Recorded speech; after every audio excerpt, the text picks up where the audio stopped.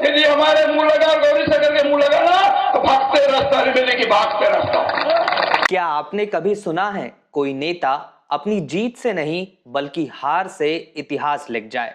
कहते हैं बालाघाट की राजनीति में एक वक्त था जब चुनाव का मतलब सिर्फ एक नाम हुआ करता था, गौरी शंकर बिसेन।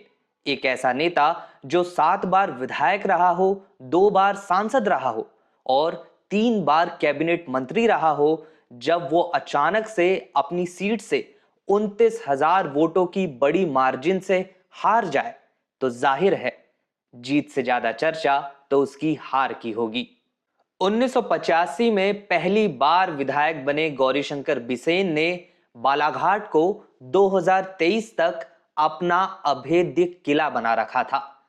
उनके भाषणों के बाद समर्थकों की भीड़ में ये चर्चा आम थी कि इस बार भी गौरी भाव ही जीतेंगे।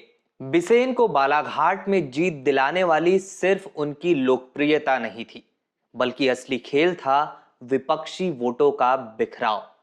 पिछले 20 सालों में भाजपा विरोधी वोट 3 या 4 पक्षों में बढ़ता रहा। कभी कांग्रेस, कभी किसी अन्य पार्टी की मजबूत उम्मीदवार, तो कभी कांग्रेस के ही बागी उम्मीदवार मैदान में होते थे।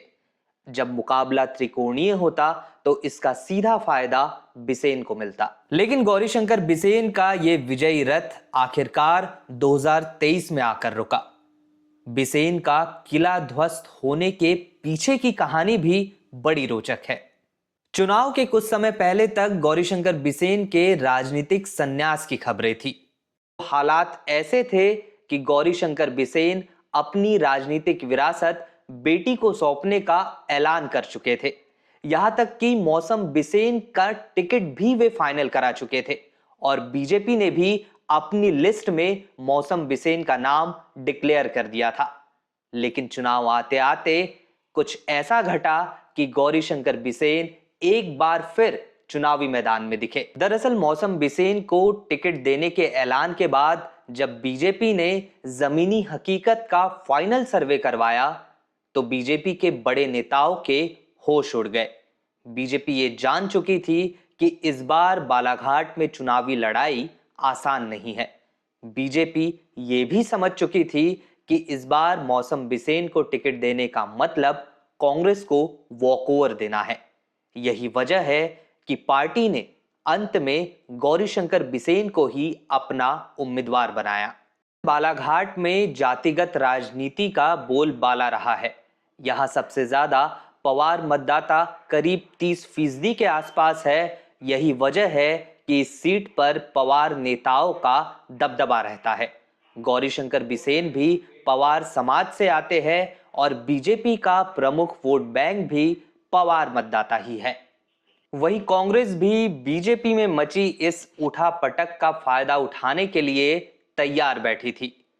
कांग्रेस ने स्थानीय राजनीति में जाना पहचाना नाम और बालाघाट नगर पालिका की अध्यक्ष रही अनुभा मुंजारे को टिकट दिया। उन्हें चुनाव से 6 महीने पहले ही तत्कालीन कांग्रेस अध्यक्ष कमलनाथ ने कांग्रेस पार्टी में शामिल कराया था। मुंजारे के कार्यकाल की छाप बालाघाट की जनता पर थी और इसी वजह से उन्हें खासी लोकप्रियता भी हासिल थी। बालाघाट में पवार मतदाताओं के बाद 22% के लगभग लोधी मतदाता है। अनुभा मुंजारे भी लोधी समाज से ही आती है। ओबीसी के अन्य वर्गों की बात करें तो मरार, कलार और कुंभी समेत अन्य जातियां 12 से 15% है। वही 12% के लगभग आदिवासी समाज है और अनुसूचित जाति के 9% के लगभग वोटर है।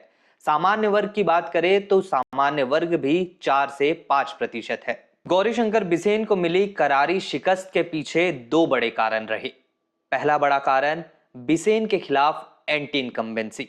20 साल से भी ज्यादा वक्त तक बालाघाट का विधायक रहने के बावजूद क्षेत्र में विकास का कोई भी बड़ा काम न होने से जनता में बिसेन को लेकर नाराजगी थी।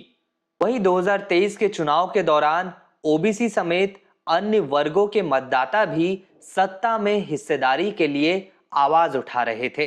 बालाघाट सीट पर लंबे समय से पवार समाज से ही विधायक और सांसद चुने जा रहे थे, जबकि 2023 के विधानसभा चुनाव में अन्य वर्गों के प्रतिनिधित्व का मुद्दा भी चुनाव में छाया रहा। गौरीशंकर बिसेन की हार का दूसरा बड़ा कारण रहा कांग्रेस का मजबूत उम्मीदवार उतारना। गौरीशंकर बिसेन के सामने अनुभा मुंजारे के तौर पर कांग्रेस ने एक बेहद मजबूत उम्मीदवार उतारा। अनुभा को चुनाव के 6 महीना पहले कांग्रेस पार्टी में शामिल कराया गया। लोधी समाज से आने वाली अनुभा मुंजारे बालाघाट की राजनीति में लंबे समय से सक्रिय थी, जिसका पूरा फायदा कांग्रेस पार्टी को मिला। ये तो था बालाघाट का राजनीतिक किस्सा। मध्य प्रदेश की अन्य विधानसभाओं की खबरों के लिए भी देखते रहिए पावर पॉलिटिक्स।